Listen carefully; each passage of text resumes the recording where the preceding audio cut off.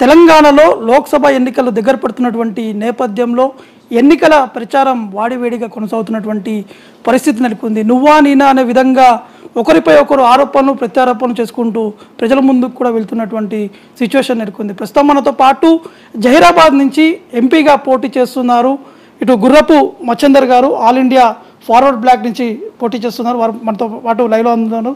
Sir నమస్కారం అండి. ముఖ్యంగా నమస్కారం నవీన్ గారు. మొదటగా అంటే ఎన్నికల ప్రచారంలో కూడా ఆల్రెడీ మీరు దూసుకెళ్తున్నారు. మొదటగా ప్రధాన పార్టీలన్నీ కూడా హోరాహోరీగా ప్రచారం చేపడుతున్నారు. మీ ప్రచారం ఎలా కొనసాగుతుందండి? థ్యాంక్ యూ నవీన్ గారు. ముందుగా 99 టీవీ వీక్షకులందరికీ నా నమస్కారములు. అలాగే జైరాబాద్ పార్లమెంట్ ప్రజలందరికీ కూడా నా నమస్కారములు. నా పేరు గుర్రపు మచ్చేందర్. నేను జైరాబాద్ పార్లమెంట్ నియోజకవర్గానికి ఆల్ ఇండియా ఫార్వర్డ్ బ్లాక్ అభ్యర్థిగా నా పార్టీ యొక్క గుర్తు సింహం గుర్తు పైన నేను పోటీ చేయబోతున్నాను. నాది బ్యాలెట్లో సీరియల్ నంబర్ 5. నేను నా ప్రచారానికి నేను కూడా ప్రధాన పార్టీలకు నేను స్వతంత్ర ఒక చిన్న పార్టీ అభ్యర్థిని అయినా కూడా ప్రధాన పార్టీలకు ధీటుగా నా ప్రచార కార్యక్రమాలు కొనసాగుతున్నాయి. నేను చాలా ముందు నుంచే నేను సైకిల్ యాత్ర చేపట్టడం జరిగింది. ఈ సైకిల్ యాత్ర ద్వారా జైరాబాద్ పార్లమెంట్ నియోజకవర్గాల్లోని 7 నియోజకవర్గాలలో 7 అసెంబ్లీ నియోజకవర్గాలలో నా సైకిల్ యాత్ర నేను కొనసాగించాను. నేను ఆల్మోస్ట్ 100 ప్రసంగాలు చేయగలిగాను. నేను అలాగే మళ్ళీ నేను ఇంకొక సెకండ్ యాత్రలో కూడా నారాయణఖేడ్ నియోజకవర్గాన్ని మొత్తాన్ని కవర్ చేశాను.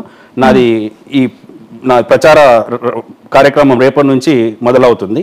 ఇది కూడా 10 రోజుల పాటు ఉన్న మండల కేంద్రాలన్నింటిలో కూడా నేను భారీ సభలు పెట్టి నేను ప్రచారం చేయబోతున్నాను. నాకైతే చాలా బాగానే జరుగుతుంది ప్రచారం.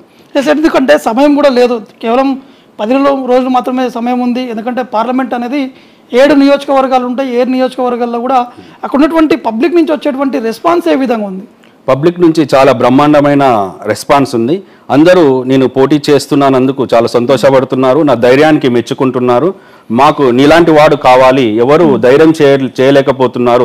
ఎంతసేపు 50 ఏళ్ల నుంచి నిల్చుంటున్న కుటుంబాలే మన ప్రాంతాన్ని ఏలుతున్నాయి. వాళ్ళు ఎన్నికల్లో గెలిచి తర్వాత ముఖం చాటేస్తున్నారు. 5 సంవత్సరాల వరకు స్థానికంగా ఉండడం లేదు, వాళ్ళ సమస్యలను పట్టించుకోవడం లేదు అన్న భావన ప్రజల్లో బలంగా ఉంది.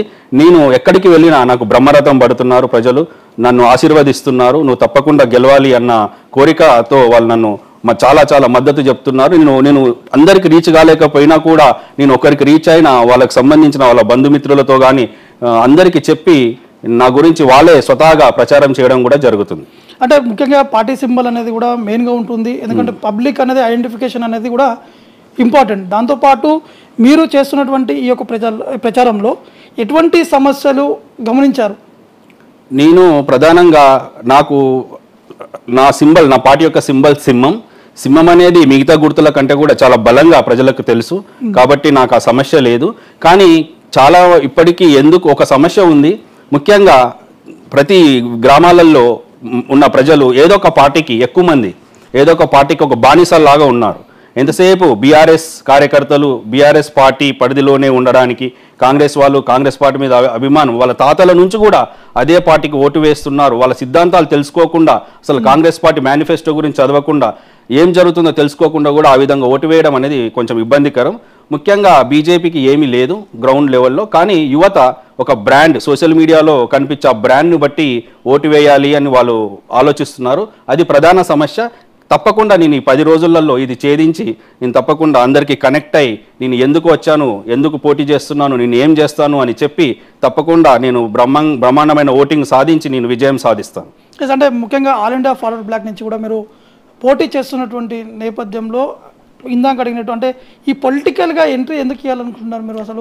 ఎందుకంటే చాలామంది ముఖ్య నేతలు ఉన్నారు, బడాబాబులు కూడా ఉన్నారు, మీరు ఎందుకు ఎంట్రీ ఇవ్వాలనుకుంటున్నారు? అదే గుడ్ క్వశ్చన్ అండి. ఇప్పుడు రాజకీయం అంటే బడాబాబులకే సాధ్యం అన్నట్టు ఉంది. ఎందుకు అంటే మీరు చూస్తే ఒక ఎమ్మెల్యే అన్నాగన్నా ఒక 50 కోట్ల వరకు ఖర్చు పెట్టుకోగలుగుతున్నారు ఎమ్మెల్యే అభ్యర్థి. అలాగే ఎంపీ అంటే దీని స్థాయి పెద్దది, ఇంచుమించు 100 కోట్ల పైననే డబ్బు ఖర్చు పెట్టాలి. 100 కోట్ల పైన డబ్బు ఖర్చు పెట్టాలంటే అభ్యర్థి కొన్ని 1000 కోట్లు ఉండాలి.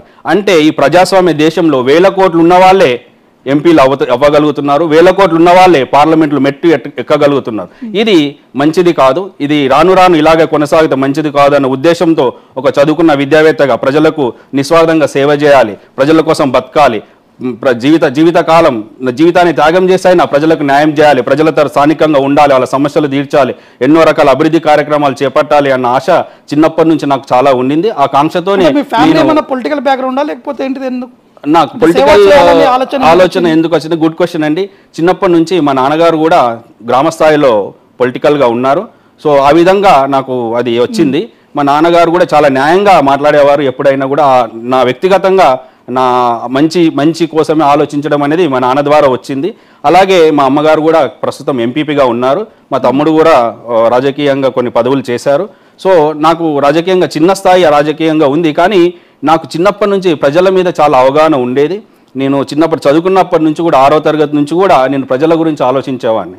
నాకు ఇప్పుడు 43 ఏళ్ళు. నేను 6th క్లాస్ ఉన్నప్పటి నుంచి కూడా నేను ప్రజల దృష్టి మీద నేను చాలా చెల్లించేవాడిని. నాకు అది ఉండడం వల్లనే నాకు ప్రజలకు సేవ చేయాలన్న లక్ష్యంతోనే నేను అమెరికాను వదిలి ఇండియా వచ్చి ఇప్పుడు పోటీ చేయబోతున్నాను. ప్లస్ అంటే ముఖ్యంగా ఇక పొలిటికల్ సంబంధించిన విషయానికి చూసుకుంటే ఓకే, ఆల్రెడీ 10 ఏళ్ల పాటు బీఆర్ఎస్ పార్టీ అధికారంలోకి వచ్చి అవి చేసాము ఇవి చేసాము సమస్యలు అనేవి లేవు, మేము ఎటువంటి జైరాబాద్ పార్లమెంట్ నియోజకవర్గంలో కూడా